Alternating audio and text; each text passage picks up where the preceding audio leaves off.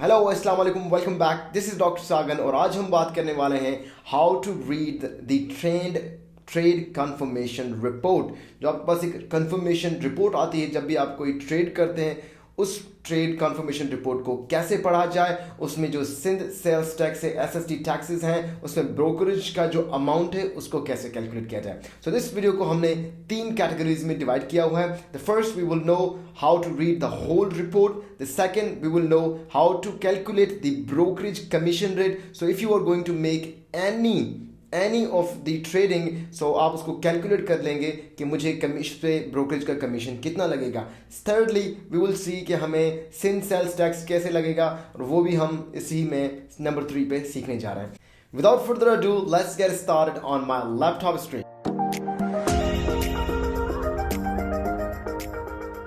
All right, हम screen पे आ चुके हैं और जब भी आप कोई भी ट्रेड करेंगे उसके बाद आपको एक दिन के एंड में एक ईमेल रिसीव होगी जिसमें आपको ट्रेड कंफर्मेशन की एक रिपोर्ट आएगी। जैसे आप यहाँ से देख सकते हैं ट्रेड कंफर्मेशन रिपोर्ट, और उसमें मैंने सारी अपनी डिटेल्स हाइड की हुए हैं सिवाय मेरे नाम के, इसलिए शो करने के लिए कि that this is my account.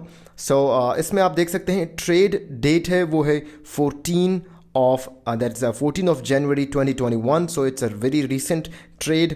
और इसमें एक और चीज़ आपको देखनी चाहिए, वो ये है कि जो डेट है ट्रेड की, वो ट्रेड की डेट 14 तारीख है और जो कन्फर्मेशन सेटलमेंट डेट है वो 18 तारीख है। तो इसमें सेम फार्मूला इस्तेमाल होता है, कंफ्यूज होने की ज़रूरत नहीं। It's the same formula which is T+2, मतलब 2 दिन के बाद आपको delivery of that stock appears.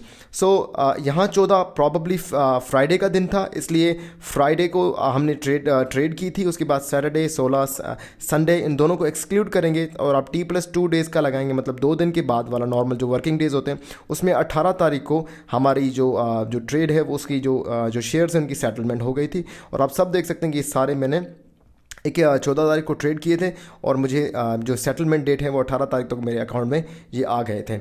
अब हम ये चीज़ सबसे पहले देखने वाले हैं कि यहाँ पर जो कॉन्ट्रैक्ट नंबर है जो हमारे काम का नहीं है, क्योंकि इसमें बहुत सारे कॉन्ट्रैक्ट नंबर होते हैं और इससे पता लगता है कि आपका कौन सा कॉन्ट्रैक्ट नंबर है। सेकंड नंबर पे हमने इसको रेडी मार्केट में मतलब ट्रेड किया है, मतलब वो मार्केट जिसमें हम डायरेक्टली ना ऑड लॉट, और इसको हमने ऐसे समझें कि मैंने विद द कैश एलबी में बाय नहीं किया, इसको मैंने विद द कैश बाय किया है।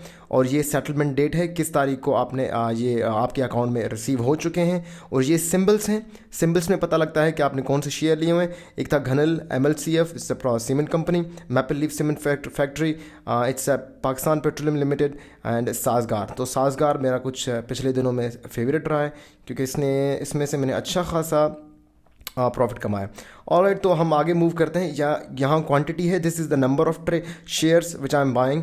यहाँ पर देखें टोटल इनकी कितनी क्वांटिटी मैंने घनल की 2500 and 4500 maple leaf syrup factory की।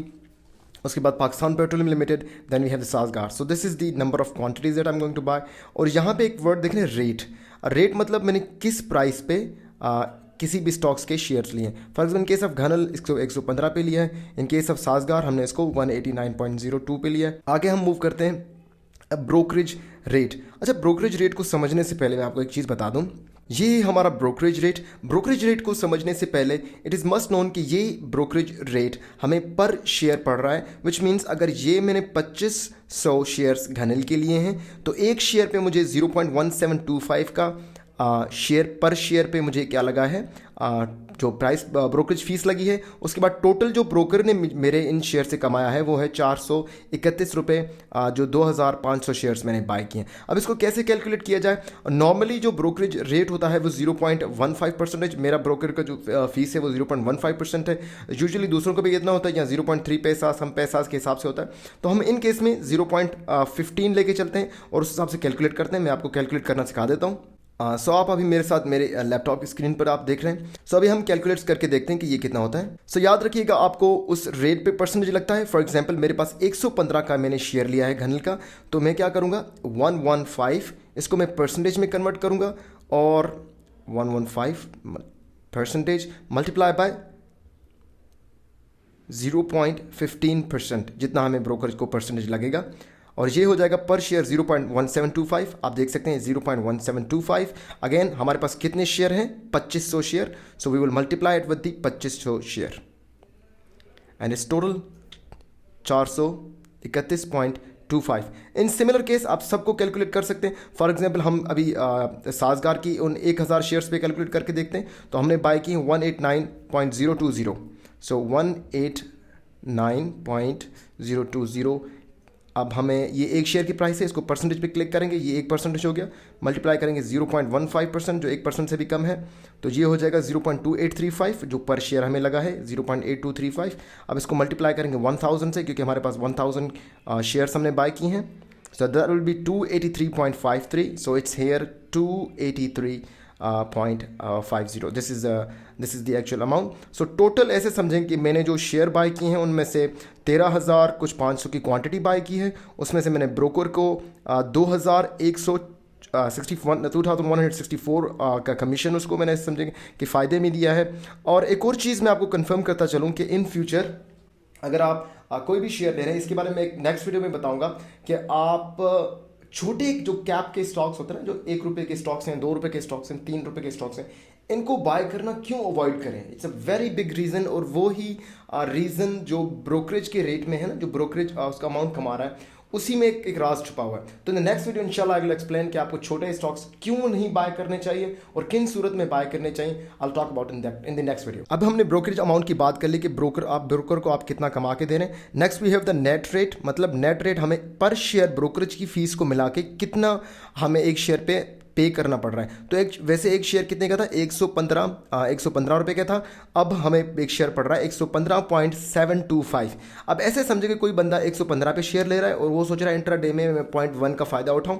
तो 0.1 का वो फ़ायदा नहीं उठा सकता, क्योंकि अगर वो 115.1 पे भी बेच देता है, still he is in loss, because जो टोटल ब्रोकरेज की कमीशन का जो रेट हम मिलाते हैं तो उसमें हम देखें कि उसको हम 0.07 का लॉस पड़ रहा है। तो इनकेस आप जो लोग कहते हैं कि सर हम 0.1-0.2 का फ़ायदा उठा सकते हैं, तो उनको ये बात ज़रूर समझनी चाहिए कि आप 0.1-0.2 से आप जो कैलकुलेट कर रहे हैं, आप ब्रोकरेज फीस कैलकुलेट नहीं कर रहे। You must calculate brokerage fees, क्योंकि फिर आपको अंदाज़ा होगा कि आपको ज़्यादा पॉइंट्स को लेके फिर आपको उसमें ट्रेड होने, क्योंकि आपको ब्रोकरेज की कमीशन भी निकालनी पड़ती है।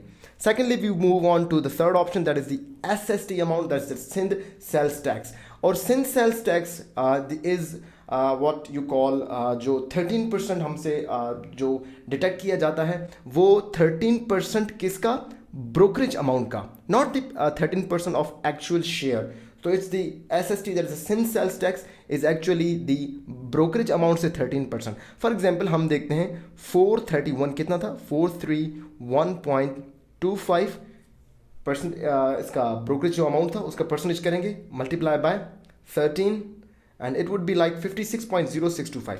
So you can see that 56.06. So that's the sales tax, that is 13% of the brokerage amount. So हम इससे ये अंदाज़ा लगा सकते हैं। तो टोटल हमें इतने में ये सारे बाय करने पड़े, and finally we bought all the shares. और I hope this whole line is clear. If you think you don't know how to calculate, इस जो कैलकुलेशन की पॉइंट्स हैं उनको दोबारा से देख लें। और I hope I have made this thing very clear, and इंशाल्लाह इन द अपकमिंग वीडियोस में बात करने वाला हूं कि आप छोटे कैप स्टॉक्स को क्यों बाय करना अवॉइड करें। और एक और चीज़ मैं आपको बताता जाऊंगा कि हाउ यू कैन कैलकुलेट और see the hidden charges that are not even mentioned here. कुछ ऐसी भी चार्जेस हैं जो यहाँ मेंशन नहीं है। इन केस हमारे जो कितने परसेंटेज जो टैक्स लगता है वो भी हमने अभी तक कैलकुलेट नहीं किया। इवन यहाँ पर एक चीज़ मेंशन्ड है CVT and with holding tax. So CVT and with holding tax is the capital value tax and the withholding tax. ये they are both detected every year। और इसमें इनका जो गवर्नमेंट टैक्स फाइलर के लिए 15% है। जो लोग 1 लाख कमा रहे हैं, तो अगर वो फाइलर हैं उनके अकाउंट में से 15,000 एवरी ईयर कटे, 1 लाख की प्रॉफिट से नॉट इन लॉस। 1 लाख का अगर प्रॉफिट आप वो कमा रहे हैं तो उनमें से 15% गवर्नमेंट का है। अगर उसी ईयर के अंदर आप प्रॉफिट नहीं कमा रहे, आप उधर ही खड़े हैं या नेगेटिव में जा रहे हैं, तो गवर्नमेंट आपका टैक्स नहीं काटेगी। Make sure it is clear. अगर आप नॉन फाइलर हैं तो इट्स 30%। तो मैं तो कहूँगा आप फाइलर बन जाएं और एक्टिवेट करा लें, इस जैसे 1000 फीस। और अगर आप नॉन फाइलर तो आपको 30% टैक्स भरना पड़ेगा, विच मीन्स आपको 1 लाख पे ₹30,000 भरने पड़ेंगे। दैट्स अ बिग लॉस जो लोग बड़े अमाउंट पे ट्रेड कर रहे हैं। So I hope I made the things very clear. आप अगर समझते हैं कि कोई भी क्यूरीज हैं, please make sure to leave a comment below, and इंशाल्लाह in the next video we will get to know things much better, and hope to see you again. Allah Hafiz.